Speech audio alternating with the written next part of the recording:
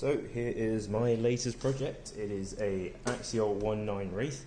I actually got the second hand off eBay. As you can see, it's a bit scratched up, but so far it seems fine. Came with a battery, a 2200, and a Tactic TTX 240. This is actually a really good radio. Shipped with tax for around $265. Does seem a little expensive, but honestly, so if you get the RCR, you had it shipped and plus tax, you're going to be paying around $360 anyways. So, you know, I consider this a pretty good deal. This truck is basically stock other than the wheels and tires. These are some plastic bead locks and they didn't actually come mounted.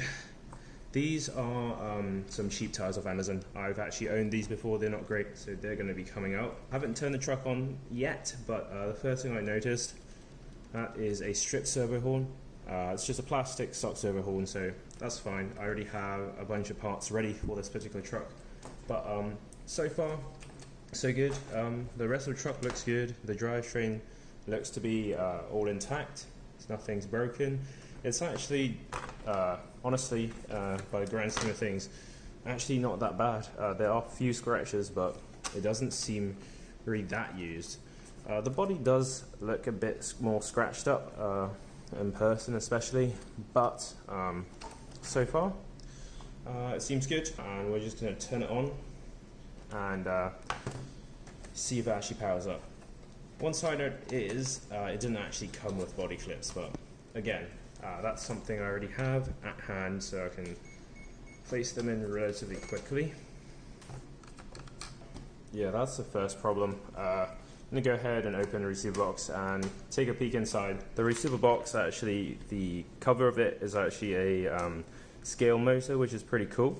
The way you get to it is there are 4 bolts, 1, 2, and then 3, 4 here, and that will release the top of the receiver box.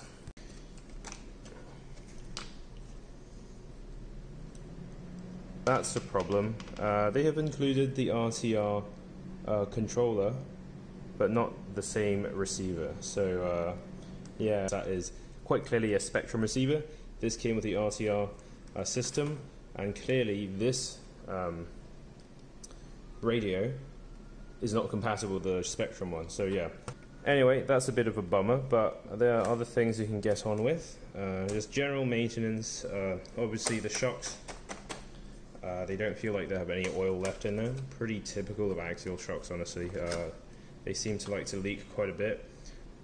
So yeah, that's basically for this video.